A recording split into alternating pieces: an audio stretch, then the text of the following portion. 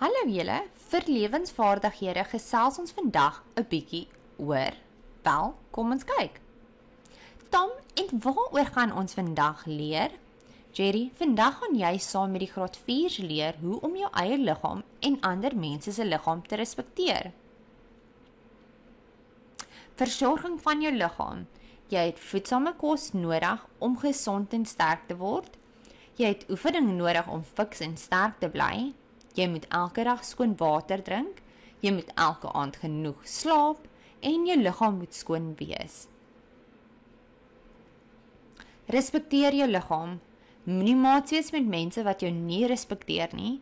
Moenie iemand slaan of seermaak nie en onthou indien iemand jou slaan of seermaak, moet nooit terugslaan of terugseermaak nie. Vertel altyd vir 'n onderwyser of jou mamma of pappa. Moenie iets neem of gedwing word om iets te neem wat sleg is vir jou nie. Respekteer ander se liggame. Nou hoe om ander mense se liggame te respekteer? Respek vir iemand anders se liggaam beteken om daardie persoon nooit op so 'n manier aan te raak dat dit hom of haar ongemaklik laat voel of pyn veroorsaak nie.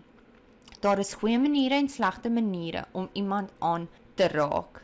Daar is goeie maniere en slegte maniere om iemand aan te raak. 'n Goeie aanraking laat mens goed voel. Dan wil jy sê, o, ek hou daarvan. 'n Slegte aanraking laat 'n mens ongemaklik voel. Dan wil jy sê, nee, asseblief nie. Ek hou nie daarvan nie. Byvoorbeeld, jy kan jou ma en pa se hand vashou. Dit is 'n goeie aanraking. Jy kan ook jou maat se hand vashou. Dit is ook 'n goeie aanraking en dit is normaal. Soms speel jy self speletjies wat jy iemand se hand vas moet hou, of selfs bid jy soms en hou mekaar se hande vas. 'n Slegte aanraking is byvoorbeeld as jy 'n boetie of 'n sussie of selfs 'n maatjie het wat jou knyp en hulle maak jou seer. Privaatheid en respek. Privaatheid beteken jy is buite sig. Met ander woorde, ander mense kan jou nie sien nie en dus kan jy hulle ook nie sien nie. Soms is dit nodig om dinge in privaatheid te doen. Byvoorbeeld, jy maak die deur toe wanneer jy in die badkamer is of wanneer jy toilet toe gaan. Nou soms by jou eie huis maak jy dalk nie die badkamer deur toe nie, maar as daar vreemdelinge in jou huis is of selfs gaste, sal jy natuurlik die badkamer toemaak.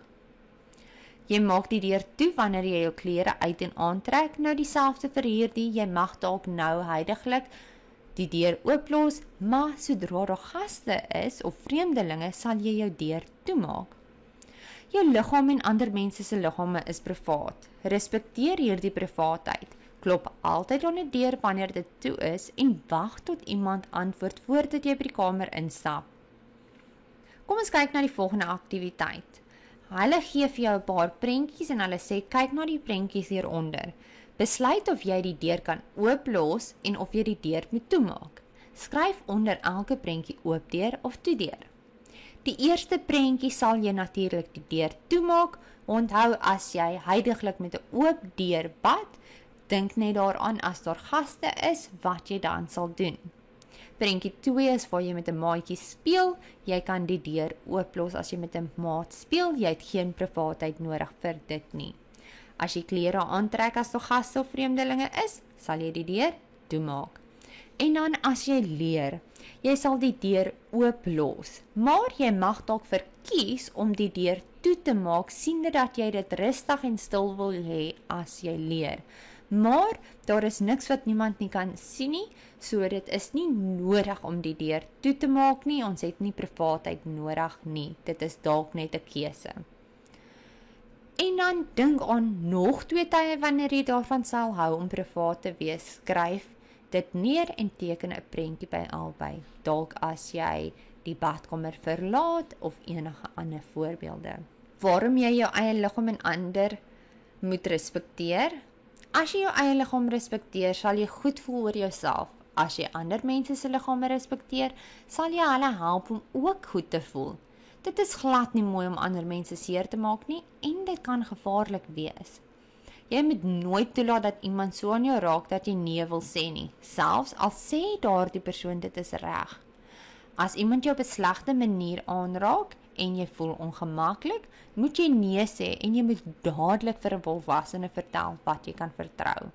Respekteer en sorg vir jou liggaam. Hier is nog 'n paar voorbeelde hoe jy jou liggaam kan respekteer. Sorg vir jou welstand, wees positief, eet 'n gesonde dieet, vermy middels wat sleg is vir jou liggaam, wees higiënies, bad, borsel jou tande en hou jou hare skoon en netjies, oefen gereeld, kry genoeg rus in, kry genoeg slaap in en onthou altyd dat jy spesiaal is.